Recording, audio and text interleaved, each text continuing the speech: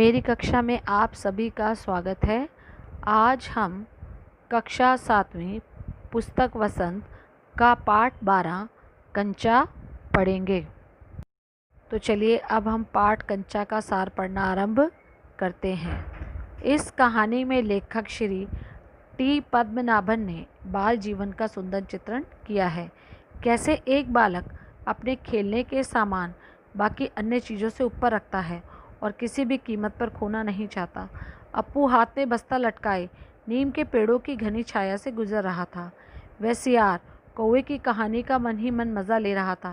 वह चलते चलते एक दुकान पर पहुंचा जहां अलमारी में कांच के जार रखे थे। कंचे सफ़ेद गोल बड़े आंवले जैसे दिख रहे थे। वह कंचों को देखते देखते उसमें खो गया। तो चलिए अब हम पाठ कंचा का सार पढ़ना आरंभ करते हैं। इस कहानी में लेखक श्री टी पद्मनाभन ने बाल जीवन का सुंदर चित्रण किया है। कैसे एक बालक अपने खेलने के सामान बाकी अन्य चीज़ों से ऊपर रखता है और किसी भी कीमत पर खोना नहीं चाहता। अप्पू हाथ में बस्ता लटकाए नीम के पेड़ों की घनी छाया से गुजर रहा था। वह सियार कौवे की कहानी का मन ही मन मज़ा ले रहा था। वह चलते चलते एक दुकान पर पहुंचा जहां अलमारी में कांच के जार रखे। वह कंचे लेना चाहता था लेकिन स्कूल की घंटी सुनते ही दौड़ पड़ा। स्कूल में देरी से आने पर वह सबसे पीछे बैठा। उसके सहपाठी रामन, मल्लिका, अम्मू आदि आगे बैठे थे। जॉर्ज जो उसका सहपाठी था आज बुखार होने के कारण स्कूल नहीं आया था। वह उसके बारे में सोचने लगा क्योंकि वह कंचे का अच्छा खिलाड़ी था। मास्टर साहब उस समय रेलगाड़ी के बारे में पढ़ा रहा था परंतु अप्पू का ध्यान पढ़ाई में नहीं था। वह अभी भी कंचे के बारे में सोच रहा था। इतने में ही उसे एक चौक का टुकड़ा आ लगा और वह खड़ा हो गया। मास्टर जी उसके पास आकर डांटने लगे। मास्टर जी उसका चेहरा देखकर समझ गए कि इसका ध्यान कहीं और है। उन्होंने अप्पू से प्रश्न पूछा जिसका जवाब वह नहीं दे पाया। मास्टर जी ने उसे बेंच पर खड़ा कर दिया। सभी बच्चे उसकी हंसी उड़ा रहे थे। वह रोने लगा। बेंच पर खड़ा अप्पू अभी भी कंचों के बारे में ही सोच रहा था। वह सोच रहा था कि जॉर्ज के आने पर कंचे खेलेगा। जॉर्ज के साथ वह दुकानदार के पास जाएगा। वह कंचे लेना चाहता था लेकिन स्कूल की घंटी सुनते ही दौड़ पड़ा। स्कूल में देरी से आने पर वह सबसे पीछे बैठा। मास्टर जी अपना घंटा समाप्त कर चले गए। अप्पू अब भी यही सोच रहा था कि कंचे कैसे लिए जाएं। मास्टर जी ने सब बच्चों को फीस भरने के लिए कहा। सब बच्चे अपनी फीस भरने के लिए क्लर्क के पास चले गए। मास्टर जी के कहने पर अप्पू भी बेंच से उतरकर फीस भरने गया। बच्चे एक एक करके फीस भरने लगे। ज़्यादातर बच्चों ने फीस भर दी लेकिन अप्पू अभी भी कंचों के बारे में सोच रहा था। घंटी बजने पर सभी बच्चे कक्षा में आ गए। शाम को वह इधर उधर घूमता रहा। मोड़ पर उसी दुकान पर पहुंचकर वह शीशे के जार में रखे कंचे देखने लगा। उसने अपनी फीस से 1 रुपया 50 पैसे ले उस दुकानदार से कंचे खरीद लिए। जब वह कंचे लेकर घर आ रहा था तो रास्ते में उसे देखने के लिए जैसे ही कागज़ की पुड़िया खोली तो सारे कंचे बिखर गए।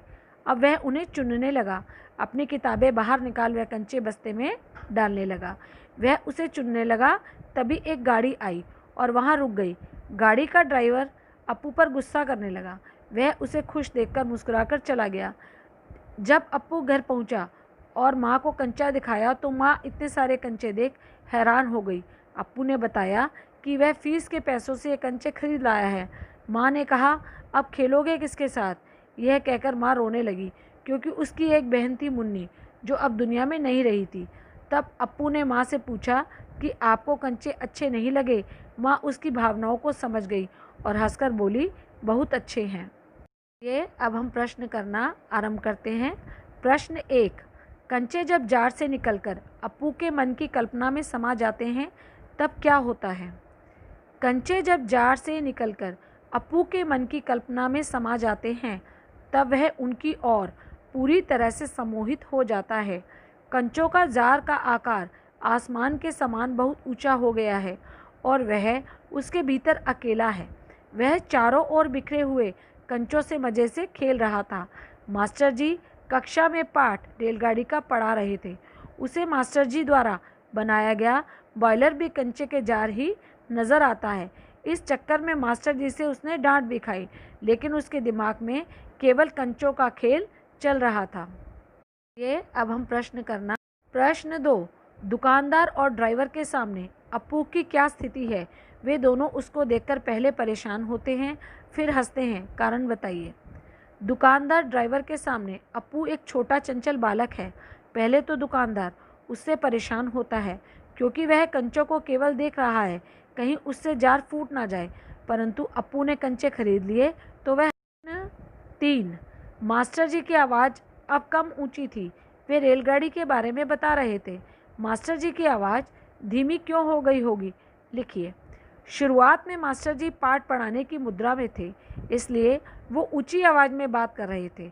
परंतु जब उन्हें लगा कि सब बच्चे उनके पाठ में ध्यान मग्न हो गए, तब उन्होंने पाठ समझाने की मुद्रा अपनाई और अपनी आवाज़ को धीमा कर दिया। 3, मास्टर जी की आवाज़ अब कम ऊंची थी।